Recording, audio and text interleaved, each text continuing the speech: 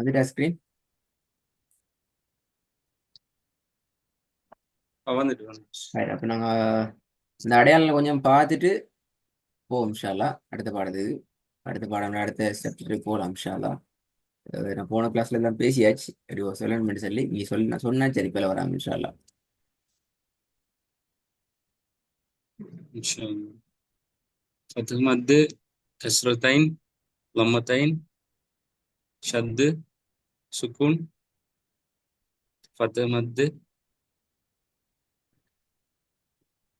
لما مد فتحة كسر مد فتحتين ضمة كسرة ضمة شد كسرتين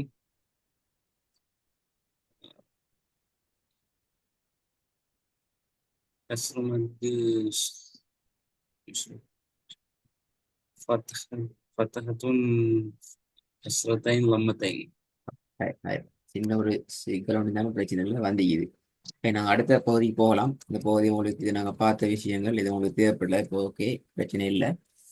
நாங்கள் இன்றைக்கு புதிதாக 2 சாப்டர் பார்க்கணும். அதில் முதலாவது சாப்டருக்கு வருவோம். நாங்கள் குர்ஆன் ராகம் எடுத்து அந்த ட்ரெக்ல ஓதுறோம் என்றால் 3 வகையை நாங்கள் படிக்க வேண்டியது. எழுத்துக்கள் என்ற கேன்செப்ட் படிக்குது. அந்த எழுத்துக்கள் உச்சரிப்பு நாங்கள் ஒவ்வொன்றாக நிதானமாக படிக்க வேண்டியது. சட்டங்கள் என்றது இன்னும் ஒரு பகுதி. அது எங்களுக்கு தெரியும். எங்களோட இன்னும் ஒரு லெவல் நான் படிக்க வேண்டியிருக்கிறோம். படிக்கிறதுங்கிறதுக்கு அப்பால அதை ப்ராக்டிஸ் பண்ணி பழகிறதுக்கு. ராகம் என்றது ஒரு விஷயம் உண்டு. அந்த ராகத்துக்கு நாங்க படிக்கிற விஷயங்கள் உண்டு இல்லை. பட் ஒரு சின்ன ஒரு கைடன்ஸை நாங்க உங்களுக்கு தருவோம். அந்த தான் நீங்க உங்களோட ராகம், உங்களோட டோன், நீங்க தான் அதை ஓத போறீங்க. அது ஓது நேரத்துல இன்ஷா அல்லாஹ் உங்களுக்கு நிறைய டெவலப் ஆகும். எனவே நாங்க முதலாவது படிக்க போற தலைப்பு அந்த ராகத்தை பத்திய ஒரு கைட்லைனை தான் நாங்க முதல்ல படிக்க போறோம். ஏனென்றால் ஓதுறதுக்கு அது மிக மிக மிக மிக மிக முக்கியமானது என்ற வகையில. ஓகே, ராகம் என்று சொன்னா நினைச்சு நல்லா ஞாபகம் வச்சுக்கிறோம். உங்களோட குரலை நீங்க ஓதி பழகுதான் ராகம். இன்னும் ஒருத்தர ஓதுறத காதால கேட்கணும், உச்சரிப்புகளை பழகணும். ஆனா ராகத்தை பொறுத்த வரைக்கும் அல்லாஹ் தஆலா ஒவ்வொரு மனிதருக்கும் சொந்தமான இயல்பான குரலை கொடுத்துக்கிறாங்க.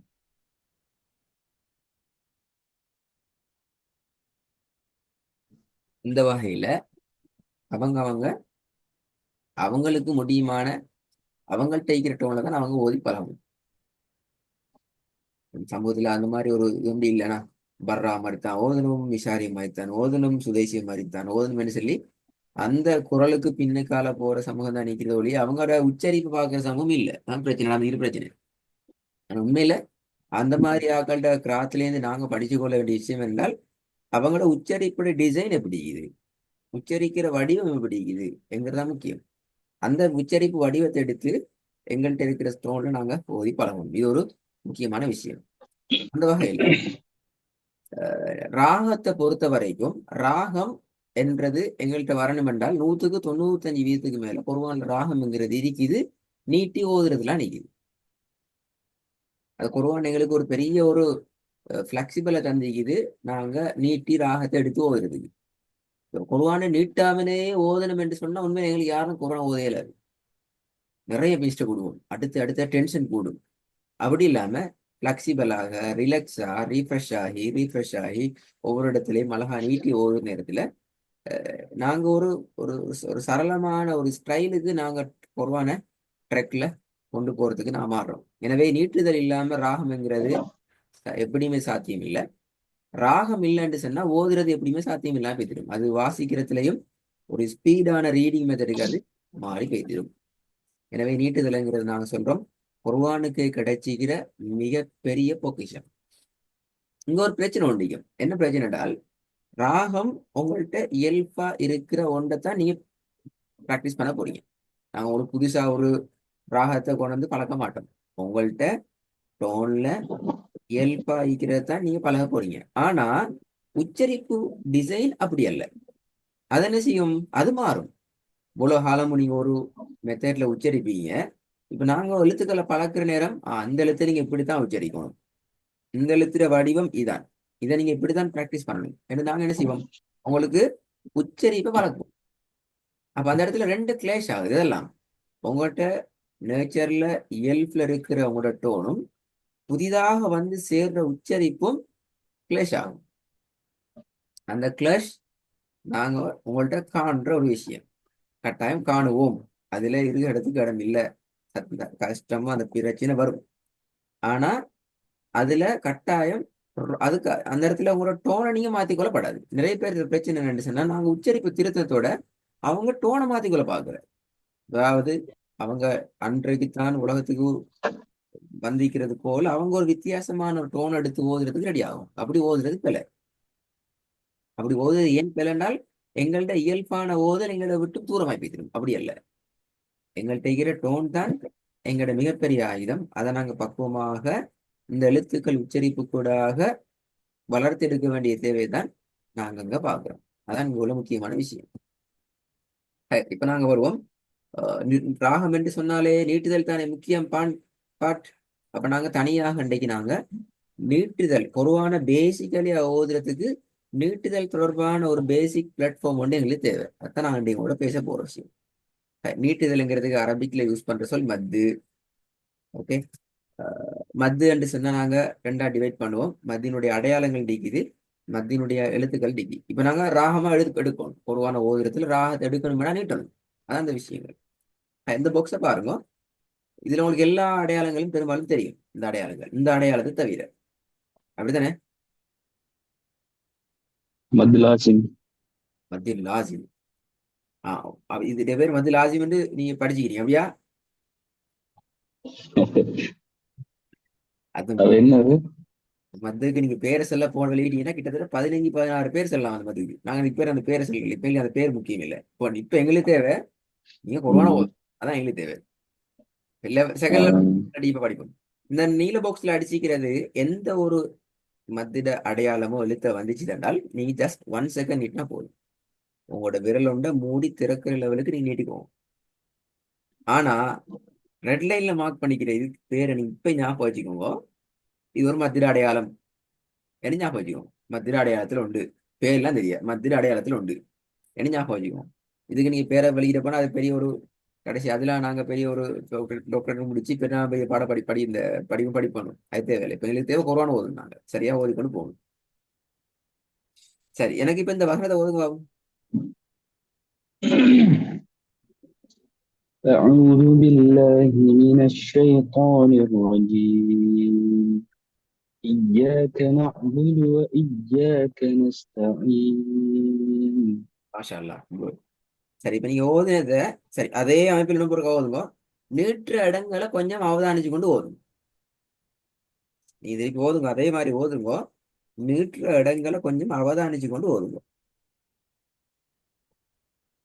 إياك نعبد وإياك نستعين.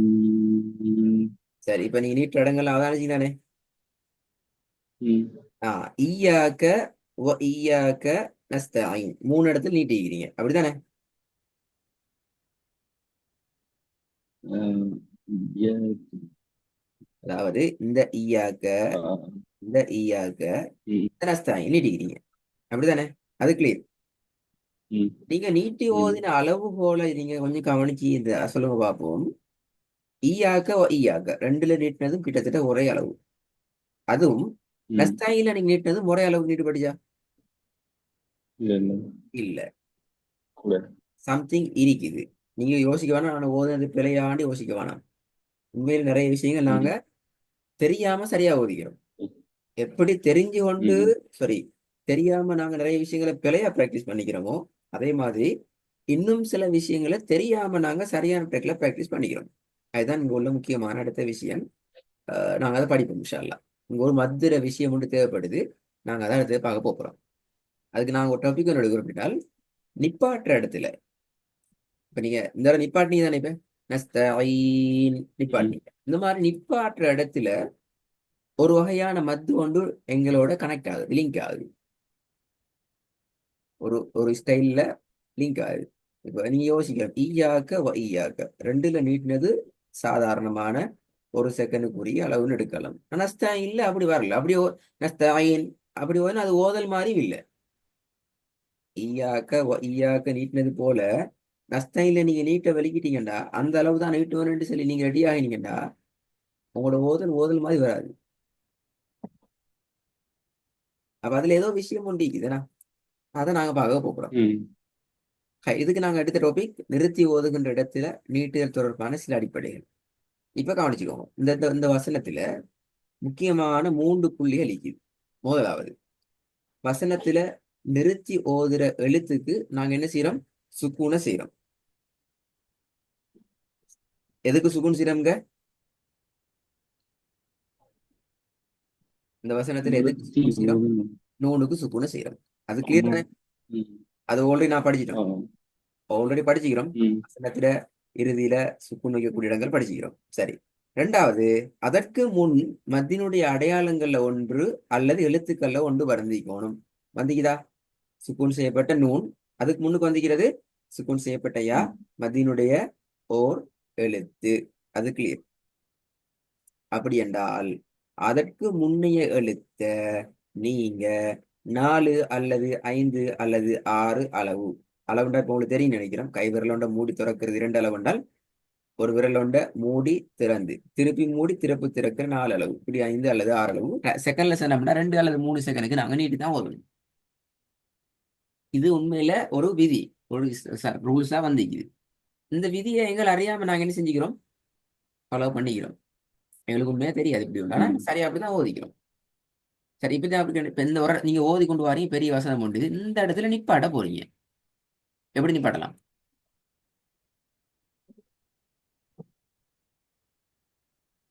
ம். பாருங்க. ஈயாக்கன்னு ஓத ஸ்டார்ட் பண்ணி கொண்டு இதுல நிப்பாட்ட போறீங்க இந்த இடத்துல. எப்படி நிப்பாட்டு? நிப்பாட்ட காடுங்க ஓதி.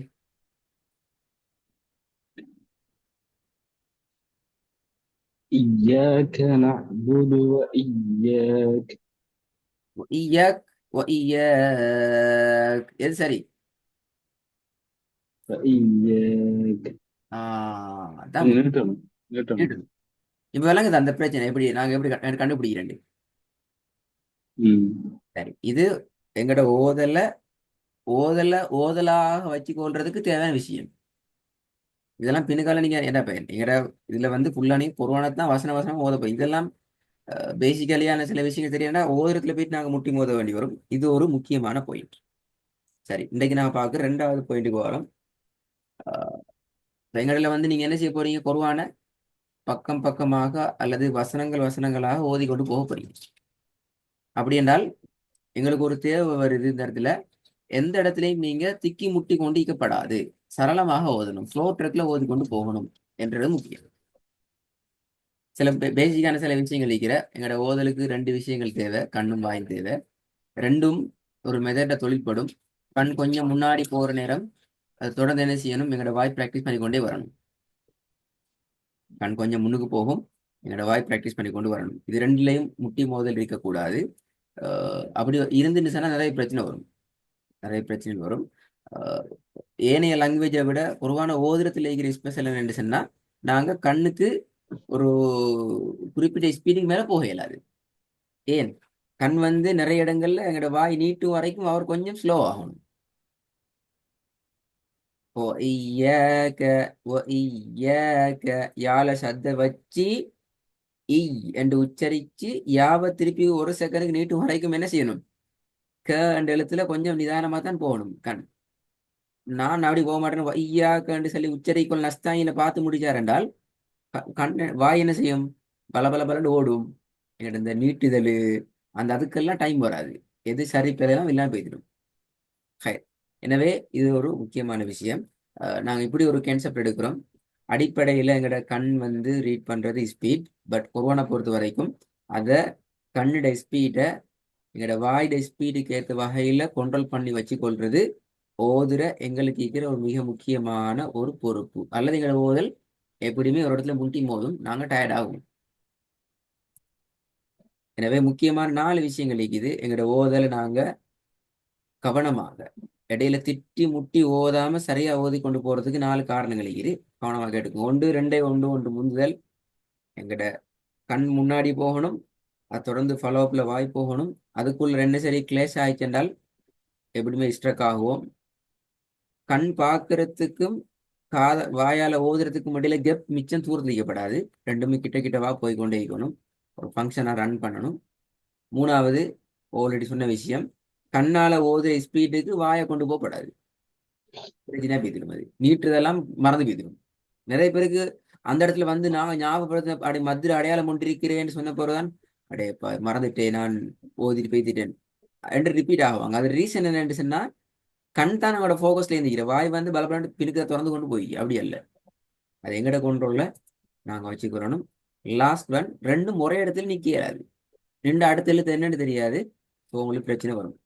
நீங்க ஒரு வேலை செய்யுங்க என்றால், நீங்க புதிதாக பக்கம் கொண்ட ஒரு 2 3 வசனங்களை ஓதுற சந்தர்ப்பத்துல இடையில எங்கேயாவது திக்குறீங்க அல்லது முட்டி மோதி நிக்கிறீங்க, சரளமாக ஓதுறது ஃப்ளோ ட்ரெக்ல போதுறது குழம்பி போகுது.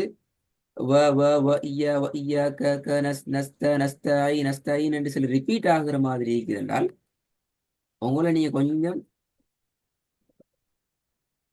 ரிவைஸ் பண்ணி பார்க்கணும். இதுக்குள்ள எங்க நீங்க முட்டி மோதுறீங்கிறது. நாங்க கிளாஸ்ல போதும் வேற விஷயம். பட் நீங்க அழகான ஒரு ட்ரெக்ல நீங்க வந்துக்கிறதால உங்களோட கையில இந்த விஷயத்தை தரோம். இந்த விஷயம் சும்மா தரல. உங்களுக்கு வசனம் ஒன்றுல இறுதியில எப்படி நிப்பாட்டணும்னு தெரியும். நல்லா கேட்டுக்கோங்க. வசனம் ஒன்றுல எப்படியெல்லாம் நீட்டி எங்களை நாங்க ரீஃப்ரெஷ் பண்ணிக்கொள்ள இயலுமென்று உங்களுக்கு தெரியும். சரியா? இப்போ உங்களுக்கு என்ன தெரியும்? சரளமாக ஓதுறது என்ற கான்செப்ட் தெரிய வருது. அப்போ அந்த சரளமாக ஓதுறது நடக்கணும்னா அவங்களுக்கு இப்போ எழுத்துக்கள உச்சரிப்பு அல்ஹம்துலில்லாஹ் அவங்களுக்கு ஆல்மோஸ்ட் பெரிய ஒரு பார்ட் சரியா இருக்குது. அதனால நான் அதை பத்தி ஒன்றும் பேசல. நேரடியாக சப்ஜெக்ட்ல போறதுக்காக பேசல. நீங்க ஓதுற புதிய பாடத்துல கொஞ்சம் பாருங்கோ, எங்கேயாவது முட்டி மோதுறீங்களா, கிளேஷ் ஆகுதா, அதாவது சரளமாக ஓதுறது கஷ்டமாயிக்குதா, அல்லது இடையில முட்டி மோதுற இடங்கள் வருதாங்கிறத பாருங்க. பார்க்குற நேரம் எங்களுக்கு நீங்க சொல்ல இயலுமா இருந்தா மிச்சம் நல்லா அடுத்த கிளாஸ்ல சரி, எங்க உங்களோட பிரச்சனை இருக்குதுங்கிறது இந்த இடத்துல விளங்கின விஷயம் விளங்கிக்கு நினைக்கிறேன். இது உங்களோட இதுவரைக்கும் நாங்க படிச்சுக்கிற சாப்டர். வசனத்துல இறுதியில நாங்க விஷயங்களை படிச்சு முடிச்சுக்கிறோம். நீட்டுதல் தொடர்பான பேசிக்கலியான விஷயங்களை உங்களோட ஃபுல்லாவே டிஸ்கஸ் பண்ணிட்டோம். வசனம் ஒன்றை எப்படி நாங்க திக்காம ஓதலாம் என்கிறதுக்கான ஐடியாவையும், எப்பயெல்லாம் நாங்க திக்கிறோம் என்ற ஒரு கைடையும் உங்களோட பேசிக்கிறோம். இதுக்கு பின்னால் இன்ஷா அல்லாஹ் அடுத்த வகுப்புல நாங்க நேரடியாக எங்களோட வசன ரீதியான பயிற்சிக்குள்ள போறோம். குர்ஆனை வசன வசனமாக ஓதுற பயிற்சி இது. எழுத்துக்கள் உச்சரிப்பை டாக்கட்டாக கொண்டது. சுமார் 13 சாப்டர்கள் இருக்குது. நாங்கள் இன்ஷா அல்லாஹ் மெதுவாக கொண்டு போவோம். இதுல போறதுக்கு முன்னால தான் போன கிளாஸ்ல சில விஷயங்களும் இன்றைய பாடத்துல சில விஷயங்களும் அவனுக்கு பேசிக்காக தரப்பட்டிருக்குது. நீங்க கொஞ்சம் பேசிட்டு அவைகளை தேடி உங்களோட ஓதல் அதுல என்ன சரி இஷ்யூஸ் இருக்காங்கிறத பார்த்து ரெடி ஆயிட்டு வரணும். விலகினாண்டி படிப்பிச்சதா டவுட் தான் கேட்கலாம். நல்ல ஓகே. ஓகே சரி.